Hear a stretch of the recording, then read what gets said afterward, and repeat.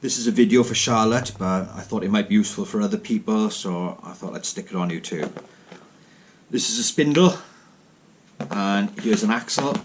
This is off a sports chair, so it's got a pretty hefty camber on it. And the way these work is there's some spring-loaded bearings on the end of the spindle here. When you press the quick release button, that releases the tension on the spindles. So there'll be a little flange or rim on the inside of the axle there. So if I line up the spindle to push it in, when I press the quick release, they'll allow the spindle to slide in. And I can push it all the way in because there's no wheel in the way. But see, when I pull it out, it comes up against the rim there. So that's the size of the hubby or wheel for there.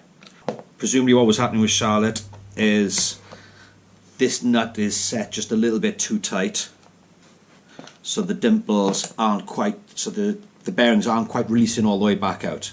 So after a bit of running around on bumpy ground, the spindle starts slipping out of the chair again. So first port of call should always be check that it's clean. I know Charlotte's already done this. But it might be that this is covered in nasty grease and it's all sticky, so it's just hard to push into the right place so it doesn't actually connect in the first place.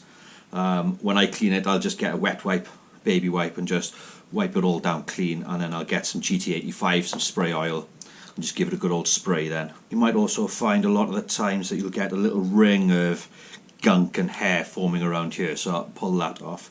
If that fixes the problem, well and good. But if it's still too tight and the wheel keeps slipping out, you need to adjust this nut here. So you'll need a mole grip. That's a mole grip. It's an adjustable clamp basically. So I'll get him in position. Lock on.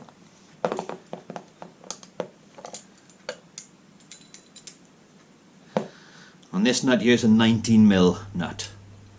If you haven't got a 19mm spanner, an adjustable spanner will do. And then little by little, you just loosen or tighten that. So if like for Charlotte the wheel's not biting, it's not biting in properly, you need to loosen that off. Try it to like quarter turn, half turn at a time.